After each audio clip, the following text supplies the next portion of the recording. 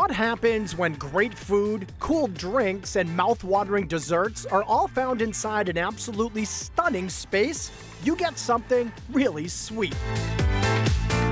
At Sweet Kitchen and Bar in Worcester, chef owner Alina Eisenhauer has created a place where she can satisfy her passion for great food. If I'm not here cooking for other people, I'm reading about food, I'm dreaming about food, I'm eating someone else's food. I am obsessed with food and everything about it. Alina has been cooking and baking in restaurants since she was 13 years old. This is where I get my workout. And today, that lifelong love of food is on full display at Sweet, where the menu focuses exclusively on globally inspired appetizers and gorgeously inventive desserts, because Alina thinks the beginning and end of the meal are always the best parts. To me, the two best parts of any menu, anywhere, are always the appetizers and the desserts. That's where the creative stuff is. So we just got rid of the middle part and focus on the fun stuff. When it comes to savory stuff at Sweet, the plates may be small in size, but they're big in flavor. Like the grilled cheese sliders made with Asiago and ricotta on house-made focaccia, plump chicken wings brined in sweet soy and ginger, and a pork belly banh mi slider with fresh pickled vegetables and sriracha aioli. You get sweet, and you get savory, and you get salty, and you get crunchy, and you get fatty, and it's everything all in one bite. It's one of my favorite things to eat. French fries get a special twist here, because instead of the standard spuds, Sweet serves a combination of white, orange, and purple sweet potatoes with caramel, not ketchup for dipping. People think I'm crazy and I don't know if I want the caramel or I think I want ketchup, and we always tell them you can have ketchup after you try it our way. Most people are very surprised, but they love them with the caramel. It's delicious.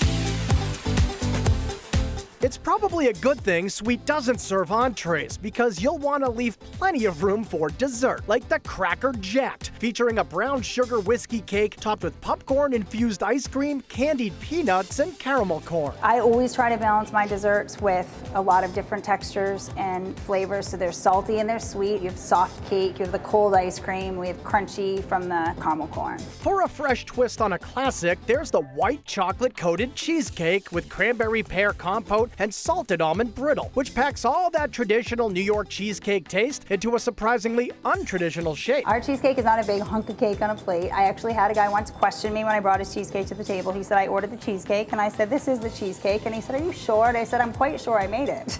The standard s'mores gets a sweet upgrade here, with marshmallows that are made in-house and infused with the essence of a campfire. They're put into a big bowl, and it's all sealed off, and we run a hose into it. We put applewood smoke in there and let it sit, and the marshmallows absorb all the smoke. And literally, if you smell it, you taste it, it tastes like a campfire marshmallow. Sent out with a little hibachi and homemade cookies and chocolate, and you get to toast your marshmallow and put together your s'mores. It's fun. Alina opened Sweet in 2008, but just a few months ago, she relocated the restaurant into this beautiful brand new space inside one of Worcester's most historic buildings, where 30-foot ceilings, whitewashed brick walls, a cool mezzanine for private parties, and a black marble bar give the place a hip blend of modern and rustic touches. The reaction we get the most often when people walk in is that they feel like they're in New York or in Boston. It all comes together to make Sweet a perfect spot for a romantic evening, a fun night with friends, or even Sunday brunch, where the menu includes sweet potato and apple hash, short rib and mushroom crepes, and absolutely over-the-top croissant sticky buns with bacon and pecans. They're delicious. They're not going to say that they're low calorie. They're absolutely overly indulgent, but one of the best things you'll ever have. They're amazing. But of everything the talented chef makes, nothing has brought her more attention than these. They're part donut, part croissant, and all good. Alina calls them dosants, and she's been making these sinful treats for almost a decade. It's croissant dough, it's stuffed with dark chocolate, and then deep fried. So it's basically a deep fried chocolate croissant. I could never take them off the menu. I would have a riot. In fact, a very similar pastry called the cronut has been all the rage in New York City for the past year, with people lining up for hours to get a taste. But claims that they were invented in Manhattan just make Alina laugh. I mean, when I first heard about them being invented in New York, I thought it was funny because I never thought I invented them. I never claimed to, and I'm quite certain that somebody in France over some period of time has thrown croissant into a fry later. I can't be the first person that ever thought of it. Wherever it may have been invented, it certainly has been perfected at Sweet, because for this chef, giving people great food is always the goal. Most chefs, especially if you're good at what you do, you're good at what you do because it's your passion and because you love it and you put everything into it and you take it really seriously. And so to see other people appreciate it means everything to me.